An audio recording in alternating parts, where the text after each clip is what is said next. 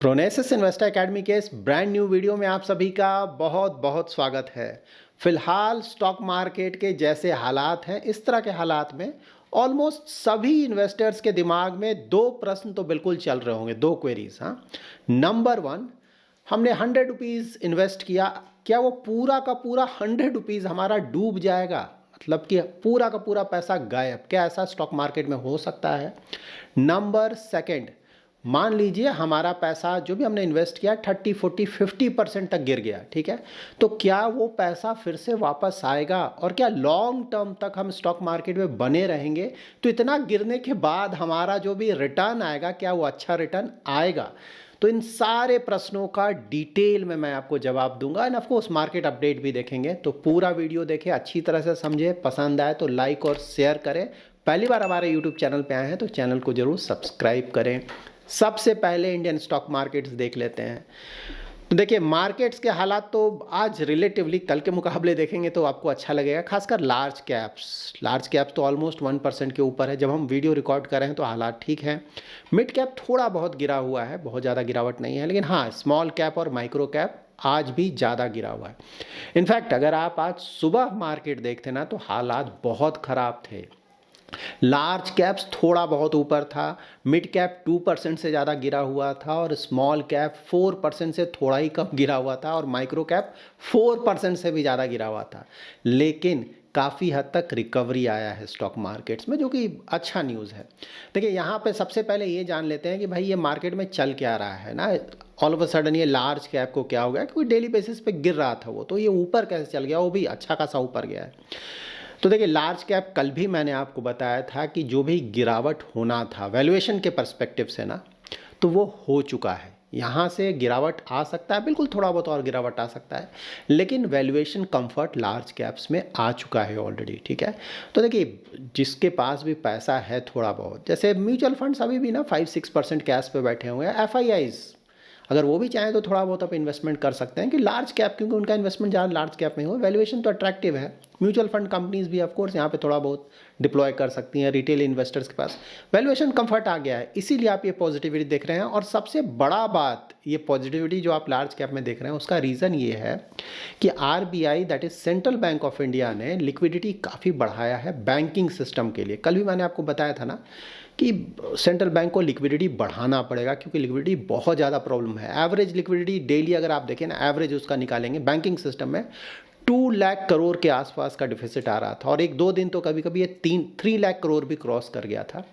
तो आरबीआई कुछ इनिशिएटिव्स लेने जा रहा है जिससे कि जो लिक्विडिटी है आरबीआई की तरफ से 1.5 लाख करोड़ बढ़ाया जाएगा धीरे धीरे स्टेप्स में, ताकि सिस्टम में ओवरऑल लिक्विडिटी ज़्यादा कमी नहीं हो। और इसीलिए आज अगर आप बैंक्स को देखेंगे ना, बैंक्स और एनबीएफसीज का परफॉर्मेंस बहुत अच्छा है। इनफैक्ट सेक्टर वाइज अगर आप देखेंगे तो आज किसका अच्छा है, बैंक्स का अच्छा परफॉर्मेंस है। रियल एस्टेट जो कि बहुत डाउन एंड आउट चल रहा था, उसका भी आज इंप्रूवमेंट आया है, और यहाँ पे ऑटो का भी इंप्रूवमेंट आया है। खासकर यही 3 सेक्टर्स हैं जो कि आपको अच्छा परफॉर्मेंस आज देखते हुए मिलेंगे। क्यों अच्छा है? तो बैंकिंग, एनबीएफसी तो आप समझ गया, लिक्विडिटी यहाँ पे आएगा तो बिल्कुल अच्छा है। रियल एस्टेट और ऑटो, देखिए यहाँ पे अब मार्केट को थोड़ा कॉन्फिडेंस आने लगा है। मैंने कल भी बताया था रेट कट के रिगार्डिंग कि अबाउट 70-80% चांस है कि फरवरी में ही आरबीआई रेट कट कर देगा, और थोड़ा चांसेस कम, मतलब 20-30% इसलिए नहीं है क्योंकि भाई यूएस में अभी भी ना इंटरेस्ट रेट बहुत ज़्यादा है, उसका जो करेंसी है डॉलर बहुत ज़्यादा स्ट्रांग है, तो जब आरबीआई रेट कट करेगा तो हमारा करेंसी और भी ज़्यादा बुरी तरह से गिर सकता है, ये डर है। लेकिन फिर भी इस सब के बाद भी मतलब मार्केट को ऐसा लग रहा है कि नहीं भाई, रेट कट आने वाला है, और इसीलिए रेट कट जो सेंसिटिव सेक्टर्स होते हैं, कौन सा हुआ, रियल एस्टेट और ऑटो, ये दोनों रेट कट सेंसिटिव सेक्टर्स हैं। क्योंकि जब रेट कट होगा तो ना लोन के रेट्स कम हो जाएंगे, तो नेचुरली अगर किसी को घर लेना है, कार लेना है, तो वहाँ पे अब ज़्यादा लोग लोन लेंगे, क्योंकि इंटरेस्ट रेट कम हो जाने पे बिल्कुल आप ज़्यादा लोन लेंगे, ज़्यादा घर बिकेगा, ज़्यादा कार बिकेगा रिलेटिवली, तो वहाँ पे इन सेक्टर्स को फ़ायदा होगा। इसीलिए यहाँ पे आप पॉजिटिविटी आज देख रहे हैं। इंडियन स्टॉक मार्केट का अगर आप ओवरऑल गिरावट देखेंगे ना मार्केट कैप वाइज, तो देखिए गिरावट अच्छा खासा हो चुका है। लार्ज कैप से अबाउट 13% के आसपास, कल तक का मैं बता रहा हूँ, आज तो थोड़ा रिकवरी आया है, 13% के आसपास गिर चुके थे। मिड कैप अबाउट 15% और स्मॉल कैप अबाउट 17%। तो देखिए ब्लड बाथ जो मोस्टली होना था ना, हो चुका है। मतलब आज तो सुबह जिस तरह का मिड कैप स्मॉल कैप गिरा था ना, तो लग रहा था कि मिड कैप स्मॉल कैप दोनों ही बियर मार्केट में चले जाएंगे। मतलब स्मॉल कैप तो जा चुका था बियर मार्केट में, क्योंकि 3% से भी ज़्यादा गिर चुका था आज, और 17% कल तक गिर ही चुका है। लेकिन हाँ, उसके बाद रिकवरी आए फाइनली। देखिए, बियर मार्केट का मतलब क्या होता है ना, जब भी स्टॉक मार्केट 10% से 20% के बीच में गिरता है तो उसको हम बोलते हैं करेक्शन हुआ है। और जब स्टॉक मार्केट या कोई इंडाइसेस या कोई स्टॉक 20% से ज़्यादा गिर जाएगा तो बोलेंगे कि बियर मार्केट में चला गया है। ठीक है, तो यहाँ पे स्मॉल कैप आज सुबह तो चला गया था बियर मार्केट में 20% प्लस, लेकिन हाँ, उसके बाद रिकवरी आया, बट अभी भी अबाउट ऑलमोस्ट 19% के आसपास गिरा हुआ है। थोड़ा बहुत यहाँ से गिरेगा तो बिल्कुल बियर मार्केट में चला जाएगा। और इंडिविजुअल स्टॉक्स देखेंगे तो कंप्लीट ब्लड बाथ, 40%, 50%, 60%। तो देखिए, ज़्यादातर जो ब्लड बाथ होना था मोस्टली ऐसा लग रहा है कि हो चुका है। खासकर लार्ज कैप तो कल भी मैंने कमेंट किया है, मिड कैप स्मॉल कैप में भी ज़्यादातर जो गिरावट था हो चुका है। यहाँ से और गिरावट आ सकता है, बिल्कुल आ सकता है, लेकिन बहुत ज़्यादा गिरावट यहाँ से एक्सपेक्ट नहीं करें। लार्ज कैप तो अगर यहाँ से 2-3% भी, और कल भी बताया था ना, तो मतलब 2-3-4% भी गिर जाए तो बहुत है। और mid cap small cap about 7-8% शायद यहाँ से और गिर जाए तो अच्छा गिरावट माना जाएगा, वैल्यूएशन अट्रैक्टिव होंगे। लेकिन हाँ, मोस्टली देखिए जो ब्लड बाथ होना था यहाँ से मानकर चल सकते हैं कि हो चुका है। यहाँ से कोई बहुत ज़्यादा गिरावट आइडली हमें एक्सपेक्ट नहीं करना चाहिए। थोड़ा बहुत गिरावट बिल्कुल हम एक्सपेक्ट कर सकते हैं। इसीलिए बोलता हूँ ना, लमसम के चक्कर में ज़्यादा ना पड़े। अभी भी अगर स्टैगर्ड मैनर में इन्वेस्ट कर दे तो अच्छा होगा। लेकिन हाँ, इन्वेस्टमेंट करते रहना चाहिए। हमेशा मैंने बोला है, मार्केट जीरो कभी नहीं होगा। कोई अगर इंतजार में बैठा हो मार्केट जीरो हो जाएगा तो मैं करूँगा, वो दिन आपके लिए कभी नहीं आएगा। ठीक है, ये ध्यान में रखें। इसके बाद एक और इंटरेस्टिंग ना, कल भी मैंने आप लोगों को दिखाया था कि यूएस का जो स्टॉक मार्केट है ना, तो मैंने जो प्री मार्केट दिखाया था कल यूएस स्टॉक्स का, तो वो मैंने आपको बताया था कि बुरी तरह से गिरा है और स्टॉक मार्केट बुरी तरह से गिरेगा, और वही हुआ। शाम में यूएस स्टॉक मार्केट बुरी तरह से गिरा। यहाँ पे देख सकते हैं ना, S&P 500 ऑलमोस्ट 1.5%, नैस्डैक 3% के आसपास, और रसल 2 के जो कि उनका स्मॉल कैप का है वो भी 1% के आसपास गिरा था। ऐसा क्यों हुआ?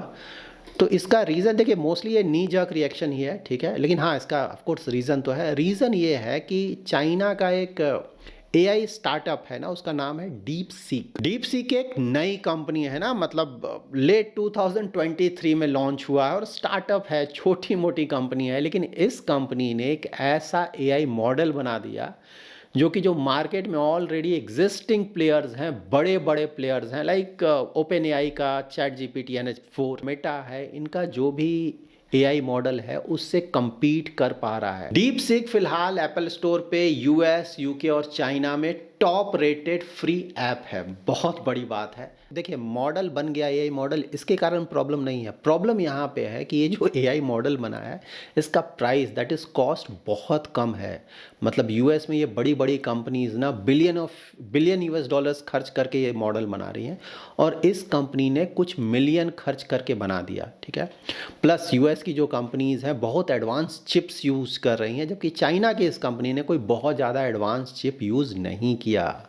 तो प्रॉब्लम यहाँ पे आ रहा है। तो यहाँ पे बिल्कुल मार्केट को लग रहा है कि भाई इसने तो सस्ते में वही चीज़ बना दिया, आप वही चीज़ बनाने में बहुत ज़्यादा खर्च कर रहे हो। ठीक है, तो बिल्कुल मार्केट को लगेगा कि भाई तुम्हारा जो हम स्टॉक्स का जो वैल्यूएशन दे रहे हैं वो ज़्यादा है। मतलब यही चीज़ अगर सस्ता में बन रहा है, तुम भी सस्ते में बनाओ ना, इतना ज़्यादा पैसा खर्च कर रहे हो, क्यों कर रहे हो? ठीक है, तो इसीलिए नी जर्क रिएक्शन था और मार्केट बुरी तरह से गिरा था। बट हाँ, आज मोस्टली रिकवर कर रहा है और शाम में देखेंगे रिकवरी करेगा। देखिए, यहाँ पे ये बिल्कुल मैं क्लियर करना चाहूँगा अपने एंड से, जो भी थोड़ी बहुत अंडरस्टैंडिंग है मुझे, कि देखिए ऑल दो इश्यूज़ हैं, डीप सीक ने बहुत सारे क्वेरीज रेस किए हैं ना कि भाई सस्ता में सब कुछ बन रहा है, इतना ज़्यादा पैसा खर्च करने की ज़रूरत नहीं है। US का जो टेक डोमिनेंस है ना, उसको भी एक तरह से चैलेंज किया गया है। लेकिन ये अर्ली डेज़ हैं। ठीक है, थोड़ा और टाइम देना चाहिए, देखना चाहिए कि भाई ठीक है ये बना है, लेकिन सस्टेनेबल है कि नहीं, आगे क्या होगा। US के जो टेक रिलेटेड स्टॉक्स हैं, देखिए गिरने का सबसे बड़ा रीज़न मैं तो यही मानूंगा कि वैल्यूएशंस ज़्यादा हो गया है, अर्निंग्स आ रहे हैं, उनके अर्निंग्स जो एक्सपेक्टेशन है शायद उतना ज़्यादा अच्छा ना हो। एक डर है मार्केट में, डर का माहौल है ना। जिस तरह का वैल्यूएशन दिया गया है, मैंने पहले भी डिस्कस किया कि ये इस तरह का वैल्यूएशंस, लाइक एनवीडिया का वैल्यूएशन आप देख लें, सस्टेनेबल नहीं है। कंपनी में थोड़ा भी कहीं इधर उधर प्रॉब्लम आएगा, स्टॉक प्राइस गिरेगा, करेक्शंस होगा। तो वही नी जर्क रिएक्शन है। थोड़ा सा एक न्यूज़ आया, उसके कारण बुरी तरह से गिरा ज़्यादातर टेक कंपनीज, खासकर एनवीडिया का तो बहुत बहुत ज़्यादा गिरा, ब्रॉडकॉम बहुत ज़्यादा गिरा, और दूसरे स्टॉक्स भी गिरे। तो ठीक है, अब इसके बाद देख लेते हैं, एक बहुत अच्छा न्यूज़ आया है, मतलब आप लोग को तो सुनकर अच्छा लगेगा। मतलब इंडिया में DIIs और FIIs का जो होल्डिंग है ना इंडियन स्टॉक्स का, उसमें काफ़ी बड़े चेंजेस आए हैं रिसेंट टाइम्स में। देखिए पहले एक समय था ना, मतलब कुछ समय पहले एफआईआईज का होल्डिंग अगर देखेंगे इंडियन स्टॉक्स में तो 20.7% था एफआईआईज या एफपीआईज, फॉरेन पोर्टफोलियो इन्वेस्टर्स, जबकि डीआईआईज डोमेस्टिक इंस्टीट्यूशनल इन्वेस्टर्स का होल्डिंग था 10.38%। सबसे वाइडेस्ट गैप ये था, ठीक है। अभी जो रिसेंट आया है ना दिसंबर एंड का डेटा 2024, अब यहाँ पे एफपीआईज का होल्डिंग हो गया 16.99% और डीआईआईज का होल्डिंग हो गया 16.69%। तो ऑलमोस्ट दोनों बराबर हो गया। और जान में जिस तरह से चल रहा है ना, एफआईआईज बेच रहे हैं, डीआईआईज खरीद रहे हैं, तो मोस्टली इक्वल हो गया होगा। और कुछ समय बाद आप देखेंगे कि डीआईआईज का होल्डिंग ही ज़्यादा हो जाएगा। FIIs, I hope you understand ना, जो बाहर की जो कंपनीज़ हैं वो जो इंडिया स्टॉक्स को खरीदती हैं, बाहर की कंपनीज़।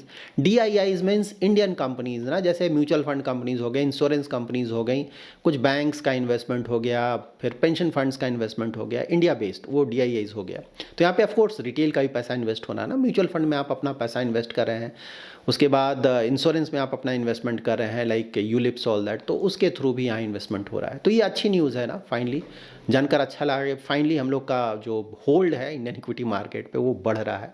और बाकी का आपको लग रहा हो ठीक है ये दोनों का इन्वेस्टमेंट, बाकी का इन्वेस्टमेंट किसका है, तो ऑफकोर्स वो प्रोमोटर्स का होल्डिंग होता है ना, प्रोमोटर्स के पास काफ़ी बड़ा शेयर होता है। इसके बाद एक और यूपीआई रिलेटेड भी बहुत बड़ा न्यूज़ आया है ना। यूपीआई का जो टोटल ऑनलाइन ट्रांजेक्शन्स होते हैं वॉल्यूम वाइज, यूपीआई का शेयर 83% हो गया है हाँ दिसंबर एंड तक। और जो बाकी बहुत सारे ऑप्शंस हैं ना ऑनलाइन ट्रांजैक्शंस के, RTGS, NEFT, IMPS, credit cards, debit cards, उनका टोटल वॉल्यूम ट्रांजैक्शन वाइज देखिएगा सिर्फ 17% है, बहुत कम हो गया है। नाउ आज के मोस्ट इंपॉर्टेंट टॉपिक पे जिसका आप लोग इंतज़ार भी कर रहे होंगे कि देखिए जब मार्केट बहुत ज़्यादा गिरेगा ना तो क्या 100% हमारा गिर सकता है? तो ये बिल्कुल सही बात है कि 100% हमारा पैसा गायब हो सकता है, ठीक है। लेकिन किस केस में ये 100% गायब होगा? तो देखिए वो सिर्फ एक केस में ही गायब होगा। 100% इक्विटी मार्केट में अगर आपने किसी बहुत ही घटिया क्वालिटी के स्टॉक में ना, पेनी स्टॉक्स जो होते हैं ना, फंडामेंटल सबसे कुछ लेना देना नहीं है, आपने कहीं सुन लिया कि अरे बहुत अच्छा है, सुनकर आपने इन्वेस्ट कर दिया 1-2 रुपीज़ 10 रुपीज़, फंडामेंटल्स का कुछ लेना देना नहीं है, ऑपरेटर्स हैं, तो उस तरह के स्टॉक्स के लिए अगर आप जाएंगे तो वहाँ पे चांसेस हैं। ये नहीं है कि हमेशा ही 100% गायब हो जाएगा, ऐसा नहीं है, लेकिन हाँ वहाँ पे चांसेस हैं कि आपका पूरा का पूरा पैसा ही ख़त्म हो जाएगा और वो पैसा कभी वापस नहीं आएगा, ठीक है।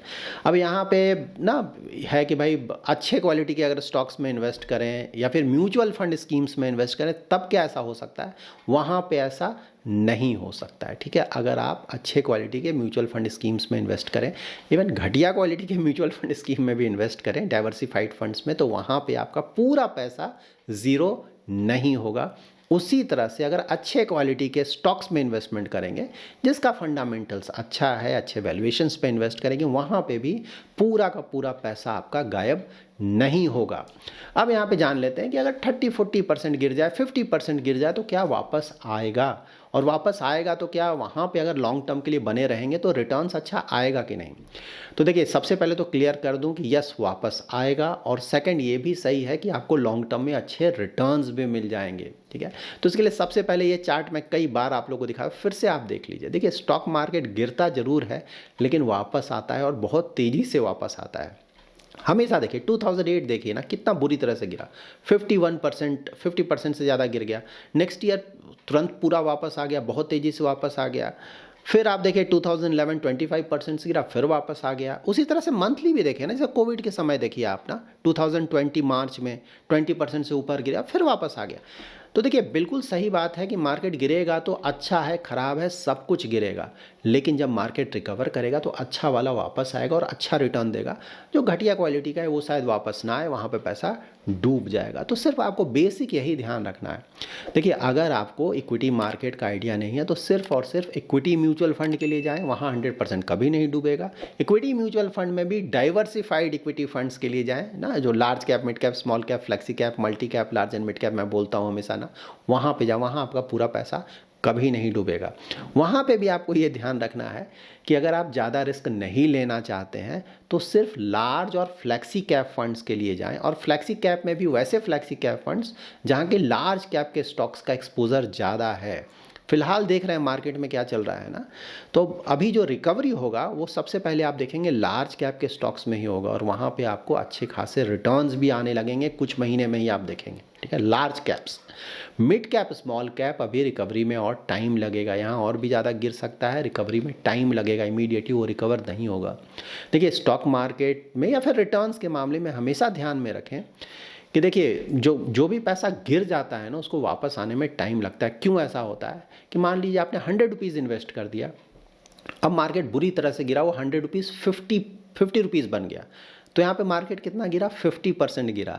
लेकिन अब ये 50 रुपीज़ को 100 रुपीज़ बनने में मार्केट को 100% ऊपर जाना होगा, ठीक है। 50 रुपीज़ में फिर से 50 रुपये आपको ऐड करना पड़ेगा, तब वो 100 बनेगा। तो आपके प्रिंसिपल अमाउंट को वापस लाने में ही 100% मार्केट को ऊपर जाना होगा, ठीक है, उसके बाद रिटर्न आएगा, ठीक है। तो ये ध्यान में रखें। तो देखिए लार्ज कैप्स मैंने ऑलरेडी आपको बताया, अब ज़्यादा समय नहीं लगेगा, कुछ महीनों में आप देखेंगे अच्छा खासा रिकवरी वहाँ देखने को मिलेगा और रिटर्न्स भी आएंगे मोस्टली। देखिए गारंटी किसी चीज़ की नहीं है, स्टॉक मार्केट, इक्विटी मार्केट, हमेशा ध्यान में रखें कल क्या होगा किसी को नहीं पता है। लेकिन हाँ, पास्ट में जिस तरह का ट्रेंड रहा है, जिस तरह का वैल्यूएशंस है, जिस तरह के मार्केट कंडीशन है, उसके आधार पर मैं कमेंट कर रहा हूँ। गारंटी यहाँ पर किसी चीज़ की नहीं होती, स्टॉक मार्केट है, कल क्या होगा किसी को नहीं पता है, ठीक है।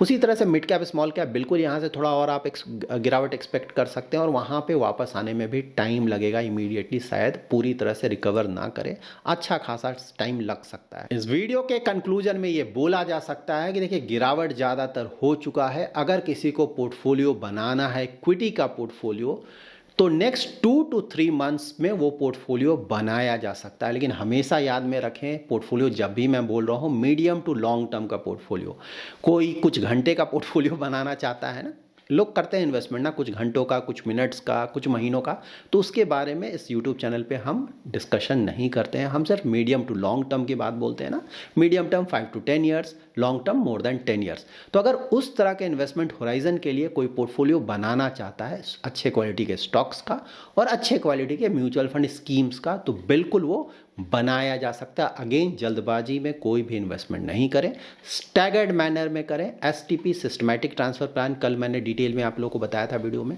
वो अगर आप करें तो वो बेस्ट है, नहीं तो एटलीस्ट 3 to 4 ट्रांचेस में करें, बहुत अच्छी बात है। Lump sum mid cap, small cap में अभी भी ना करें तो अच्छा होगा। यहाँ पे आप लोग का ये भी क्वेरी आता है कि ठीक है मेरे पास तो अब पैसा है नहीं, जो भी इन्वेस्टमेंट करना था मैंने कर दिया, मैं क्या करूँ। आपको कुछ भी नहीं करना है। अगर आपने मीडियम टू लॉन्ग टर्म का इन्वेस्टमेंट किया हुआ है तो क्या करना है, आपको टिके रहना है, दैट्स इट।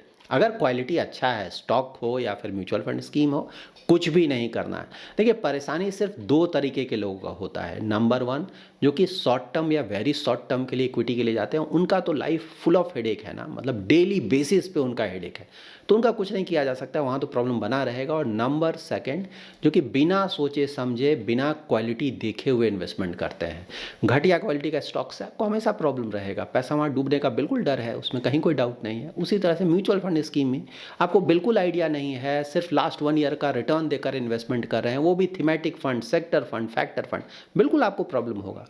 तो देखिए अगर सोच समझकर इन्वेस्टमेंट किया जाए तो कहीं कोई दिक्कत नहीं है। हमेशा ध्यान में रखें मीडियम टू लॉन्ग टर्म में। So that's it in this video. अगर आपको ये वीडियो पसंद आया है तो जरूर लाइक एंड शेयर करें। पहली बार हमारा यूट्यूब चैनल पे आए हैं तो चैनल को जरूर सब्सक्राइब करें। Thanks lot for watching.